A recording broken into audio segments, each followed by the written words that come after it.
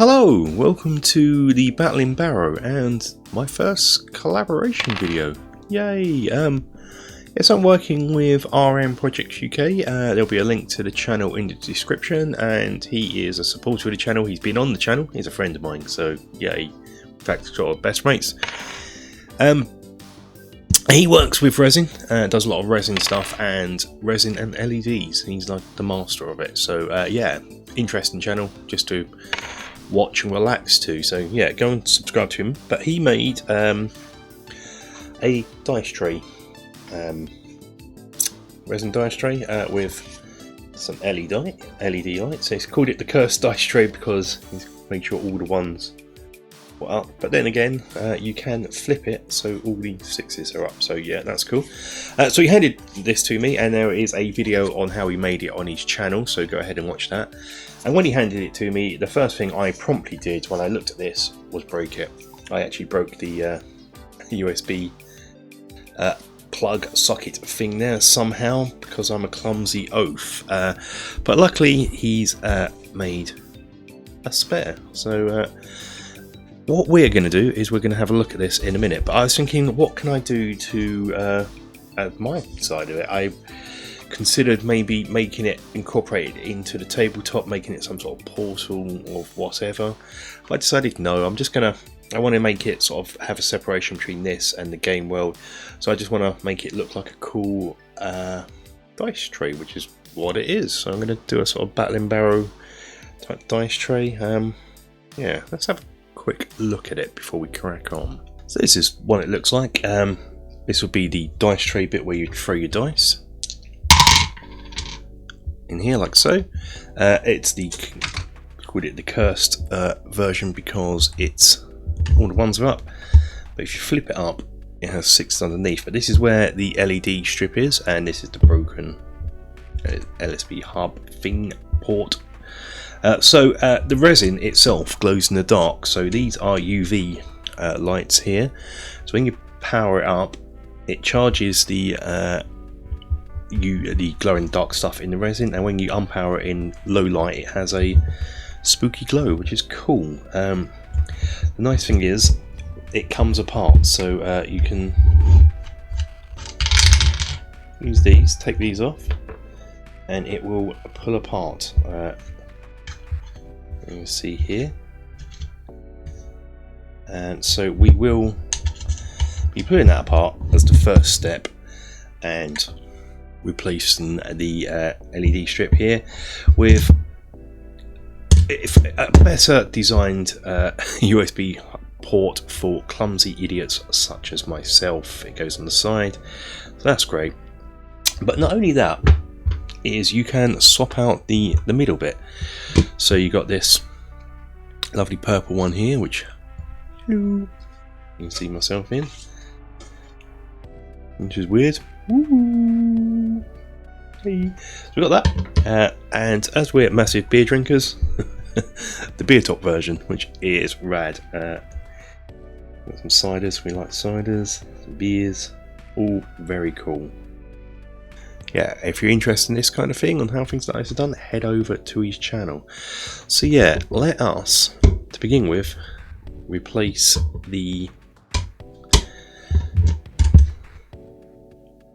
flip and get this all auto focused in, because wow, with the bolts removed and the washers are separating each piece removed, I decided I think I'm going to glue all 3 bits together like how these are. These are all currently glued and solid, so that will be the first thing I'm going to do.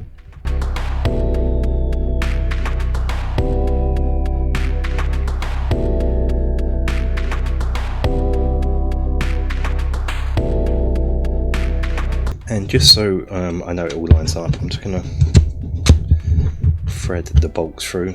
You'll notice that's why I didn't glue right to the end.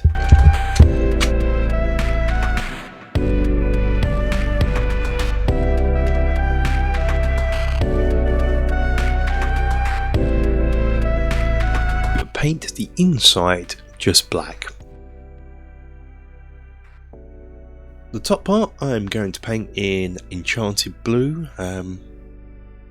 Love this colour.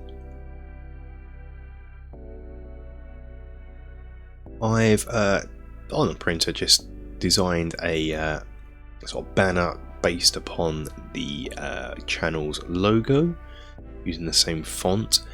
I've oversized the height of it compared to how high it needs to be, so I can cut it to size a bit later on.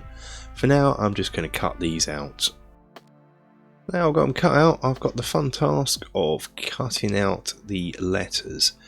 Letters such as B's, A's and O's are going to be fun. I won't be able to cut them all out. I'll have to have a compromise where I'm only going to be able to cut out parts of it, otherwise the whole thing will drop out and you won't have the middle B bit and the hole in the A. If that makes any sense, it probably doesn't. Now I've got those cut out, I'm going to just put it back together.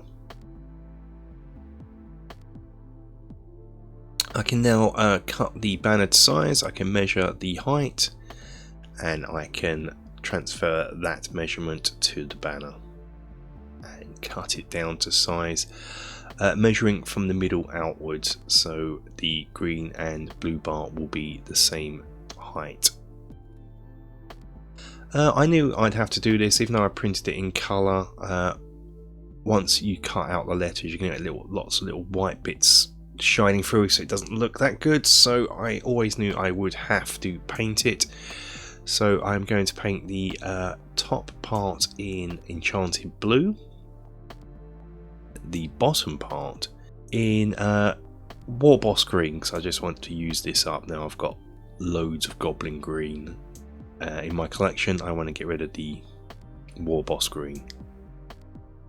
And now I think about it, what I should have done is done this when it's separated, but I want to paint the edges of these Enchanted Blue and War Boss Green, just so any holes that I've cut out from the lettering won't show black, they'll show the colour that they're meant to be.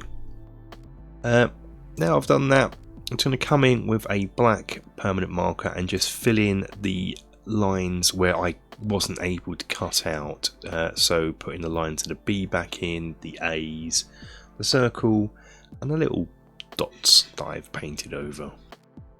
Now I want to work out the circumference of the circle. You could use a bit of maths to do this, which is 2 pi r, or you could just use what I'm doing here and just use tape measure, which gets a circumference of 22 2/8. I'm going to be using an overhead projector to form a ring circle, so I'm going to need 2 lengths of, and so that will be 22 2/8 divided by 2 is 11 1/8, which lovely works out the length of the overhead projection sheet. So I shall then cut that down to 2 strips of this out, will be the same height as the banners we've just made. And now I need to make it one continual length. So what I'll do is I'll glue the acetone to sort of halfway or a little bit along, and then when it loops round, it will loop round to here, forming one circle.